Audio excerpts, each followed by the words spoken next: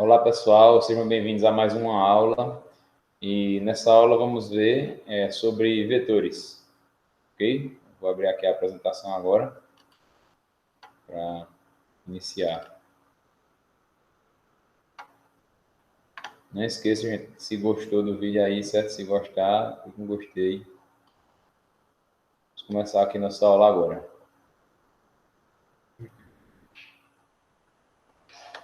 Aula sobre vetores.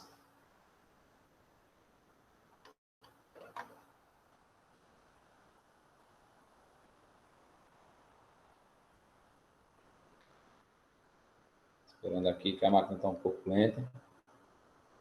Vai abrir agora.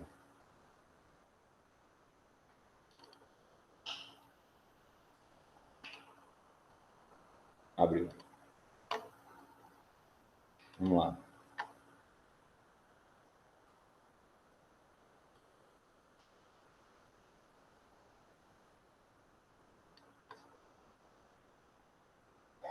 Então, turma, iniciando aqui, né, vamos falar sobre vetores, o que são os vetores, para que eles servem, certo?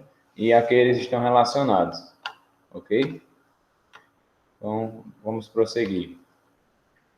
O que são vetores, né?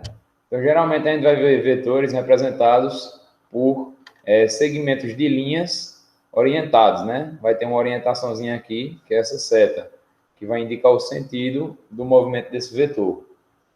Então, todo vetor é relacionado a movimento, certo? É relacionado a grandezas, grandezas vetoriais, que são grandezas relacionadas a movimento, como, por exemplo, velocidade, força, aceleração, e vários outros, certo? Deslocamento, por aí vai. Então, são representações geométricas das grandezas vetoriais, certo? O que são grandezas vetoriais? Então, tomando esse contexto, existem dois grandes grupos de grandezas, certo? Nas ciências exatas. São as grandezas escalares e as grandezas vetoriais. Mas vamos ver agora o que são as grandezas escalares. São as mais simples, certo?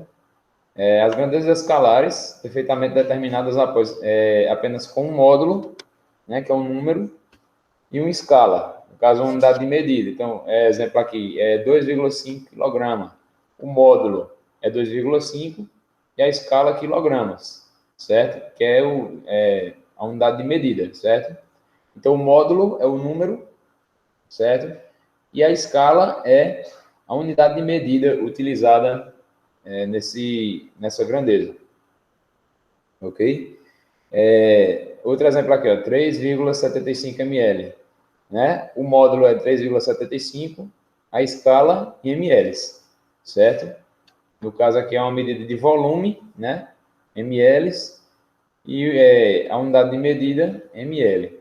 No caso aqui, quilograma, no caso seria uma unidade de medida de peso, certo? Então, esses são tipos de grandezas escalares, que não têm direção e sentido, eles apenas têm ali um módulo e uma unidade de medida que já é suficiente para determinar essas grandezas, certo? Quanto pesa ou quanto cabe no caso do volume. Em geral, as grandezas escalares são aquelas que não indicam movimento, certo? São pontuais. Sim. Vamos lá. O que são as grandezas vetoriais? As grandezas vetoriais são grandezas que precisam ter módulo, escala, sentido e direção para obter sentido completo. Um grande exemplo de grandeza vetorial é a força. Então, o exemplo aqui que eu dou. Considerando que eu tenho uma bola parada e eu a chute com uma determinada força, isso a jogará para longe. Mas o que determinará se eu farei um gol serão a direção e o sentido. Então, aqui mostra a diferença, né, que existe aqui entre as grandezas escalares e vetoriais. A força, por exemplo, ela não adianta eu só falar a quantidade de força, né, tipo 5 newton, 20 newton, mas eu preciso também dar a direção e sentido para que ela possa estar bem determinada, né, nas questões em geral. Ok? Então, vê só, direção e sentido. Qual a diferença entre essas duas coisas, né? Como a gente viu anteriormente, as grandezas vetoriais elas têm 4 elementos, certo? que é a sigla MEDS. Módulo, escala, direção e sentido.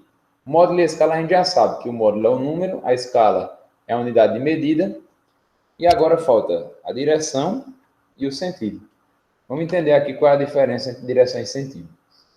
A direção é a linha sobre a qual o vetor se desloca. Então, essa linha pode ser horizontal, vertical, pode ser uma parábola, ela pode ser circular, certo? Pode ser um quadrado, pode ser um polígono. Então, essa linha nada mais é do que o caminho por onde esse vetor se desloca, certo? Mas, vejam só, em uma direção vertical, por exemplo, essa direção, a gente pode ter dois sentidos, o sentido de baixo para cima e o sentido de cima para baixo. Então, essa é a diferença de direção para sentido, certo?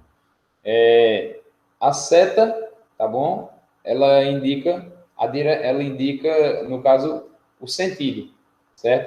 Que é a orientação do movimento. No caso, se está lá um segmento de reta vertical, você vai ter para cima ou para baixo indicado pela setinha, certo? Isso aí é o sentido, tá bom? Para cima e para baixo é sentido. Vertical é direção. Direção vertical, direção horizontal, direção circular, direção parabólica, ok? São vários tipos de direção. Vamos lá. Um exemplo aqui. Vamos observar esse vetor aqui, certo? O vetor que eu desenhei aqui, né?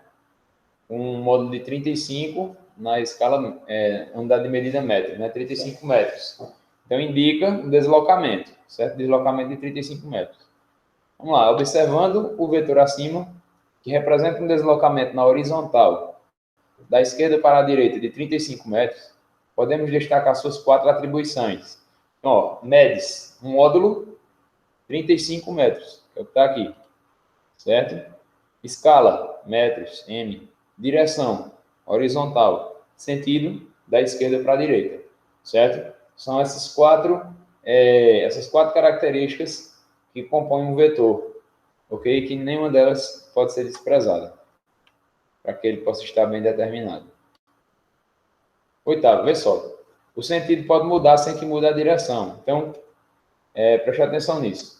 Vê só, a gente tem outro exemplo de vetor aqui, tá bom? Esse vetor indica a velocidade média com que algo teve essa trajetória aqui, certo? No caso, iniciou na horizontal, depois descendo na vertical e depois esquerda para a direita na horizontal, né? Então, aqui a gente tem a mesma linha. Percebam, essa linha aqui é a mesma dessa. Porém, o que é que muda? O sentido. Percebam que a orientação da primeira figura é diferente da orientação da segunda. A primeira vai da esquerda para a direita. A segunda vai da direita para a esquerda. Certo? Então, o sentido pode mudar sem que mude a direção. Isso é uma das propriedades aí dos vetores. Ok, gente? Fiquem bem ligados nisso aí. O vetor acima está demonstrado com seus dois sentidos possíveis, sem mudar sua direção. Lembrando, esse vetor está lá desenhado, a linha dele, certo? Já está lá. Tem dois sentidos possíveis. Ele pode iniciar na esquerda e terminar na direita, né? Ou iniciar na direita e terminar na esquerda. São dois sentidos possíveis, sendo que a direção é a mesma, certo? Não muda. Ok, gente? Então, como é que eu mudo isso? Só mudando a seta de extremidade, certo? Então, essa representação geométrica aqui, chamada vetor, ela tem suas atribuições, certo? E a gente tem que ter atenção e conhecer essas atribuições para a gente aprender a trabalhar com esses vetores, certo? Na próxima aula a gente vai ver operações com vetores, iniciando com soma de vetores, ok? Um abraço e até a próxima.